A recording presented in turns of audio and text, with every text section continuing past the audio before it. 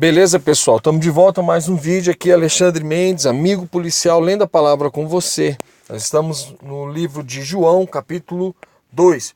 Hoje, manhã do dia 1º, tá vendo aí? 1º de julho, para muitas pessoas é férias, aproximadamente 7 horas e 51 minutos. Vamos ler a palavra, mas antes façamos uma oração.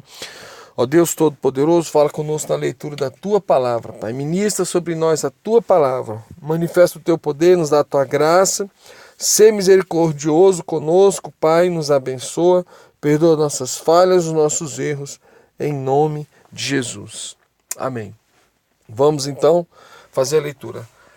Versículo 1, né? O primeiro milagre de Jesus, versículo 1. 3 dias depois, houve um casamento em Caná da Galileia. Estava ali a mãe de Jesus, versículo 2.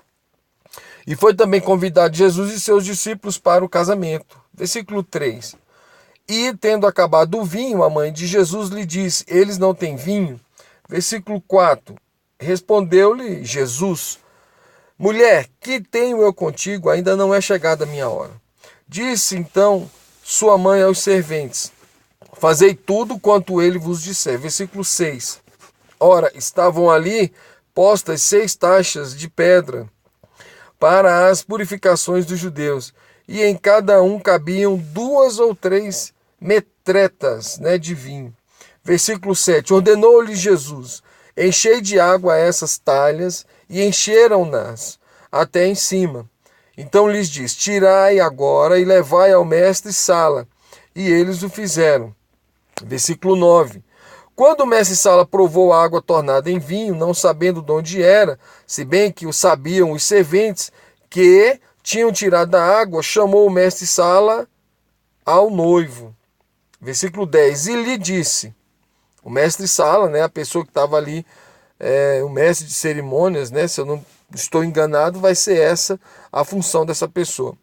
Todo homem põe primeiro o vinho bom, e quando já tem bebido bem, então o inferior, mas tu guardaste até agora o bom vinho. Versículo 11. Assim deu Jesus início a seus sinais em Caná da Galileia, e manifestou a sua glória, e os seus discípulos creram nele.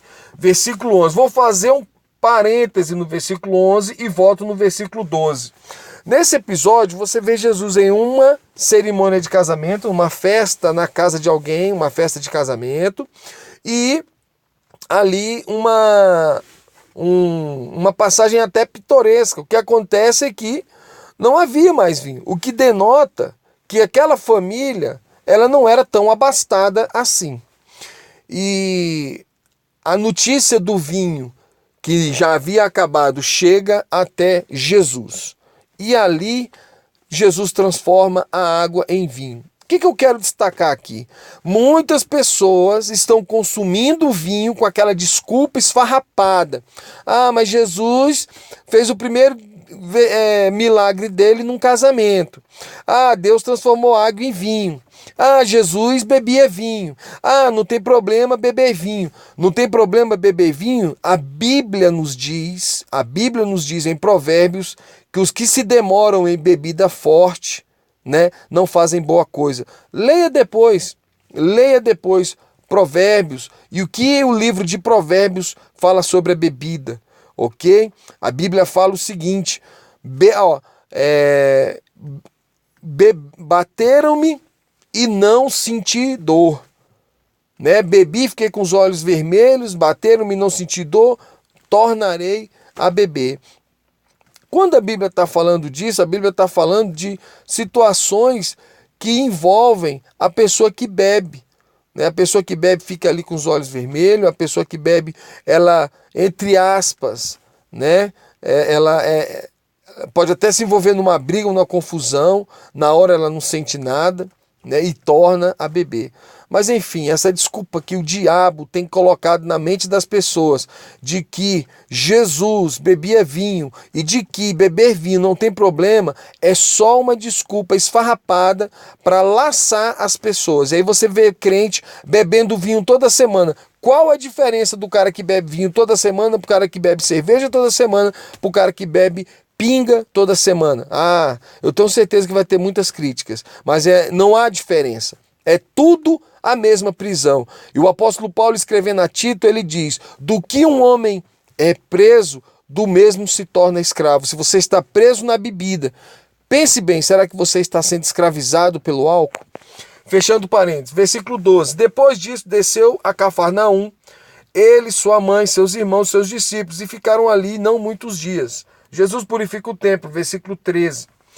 Estando próximo à Páscoa dos judeus, Jesus subiu a Jerusalém. Versículo 14. E achou no templo os que vendiam bois, ovelhas e pombas, e também os cambistas ali sentados. Versículo 15. E tendo feito um azorrague de cordas, lançou todos fora do templo, bem como as ovelhas e os bois, e espalhou o dinheiro dos cambistas e virou-lhes as mesas. E disse, versículo 16, aos que vendiam as pombas: tirai daqui estas coisas, não façais da casa de meu pai casa de negócios. Versículo 16, eu faço uma pausa. Jesus, ele era manso, ele era pacífico, ele era do bem, mas quando precisava ser firme, ele era. Então eu quero dizer uma coisa para você, cristão.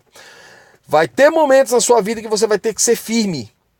E firmeza não é violência. Firmeza é firmeza. Violência é violência. E eu sei distinguir muito bem isso porque eu sou policial.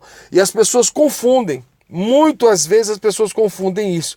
Dizendo muitas vezes: o policial foi violento quando o policial foi firme. Ou dizendo que o policial foi firme quando o policial na verdade foi violento. Então você que é crente, serve ao Senhor, você pode ser firme sem ser violento. Versículo... E ainda complementando essa situação, o que Jesus está fazendo? Jesus tira as pessoas que auxiliavam no culto a Deus. Por que elas auxiliavam, Alexandre? Porque se você ia para o templo naquela época e não tinha uma pombinha, não tinha uma cabrita para oferecer seu sacrifício, haviam pessoas que já estavam ali com tudo isso preparado para você simplesmente chegar, pegar, oferecer seu sacrifício, levando o seu sacrifício para o sacerdote. Muito diferente do que tem hoje? Não. Você vai nas igrejas, aí tem livro do pastor fulano de tal, tem o óleo ungido, tem a lasca da cruz, tem Bíblia, tem isso, tem aquilo. A mesma coisa, exatamente a mesma coisa. Fechando aspas. Lembraram-se então os seus discípulos do que está escrito: o zelo da tua casa me devorará. Versículo 18. Protestaram, pois, os judeus, perguntando-lhe: que sinal de autoridade nos mostras, uma vez que fazes isto? Versículo 19. Respondeu-lhe Jesus: derribai este santuário, e em 3 dias derribai este santuário, e em 3 dias o levantarei. Versículo 20 agora. Disseram, pois, os judeus: em 46 anos foi edificado esse santuário, e tu o levantarás em 3 dias. Versículo 21. Mas ele falava do santuário do seu corpo. Na verdade, Jesus falava sobre a morte dele e a sua ressurreição. Versículo 22. Quando, pois, ressurgiu dentre os mortos, seus discípulos se lembraram de que dissera isto, e creram na Escritura e na palavra de Jesus, que Jesus havia dito. Jesus conhece a índole humana, versículo 23. Ora, estando ele em Jerusalém pela festa da Páscoa, muitos, vendo os sinais que fazia, creram no seu nome. Versículo 24. Mas o próprio Jesus não confiava neles, porque os conhecia a todos. Versículo 25. E não necessitava de que alguém lhe desse testemunho do homem, pois bem sabia o que havia no homem. Amado, que Deus te abençoe por essa leitura, que a graça e a misericórdia do Senhor seja sobre a sua vida. Compartilhe o vídeo, deixa o seu like. Aqui foi Alexandre Mendes, amigo policial, lendo a palavra do Senhor Deus Todo-Poderoso. Valeu, pessoal.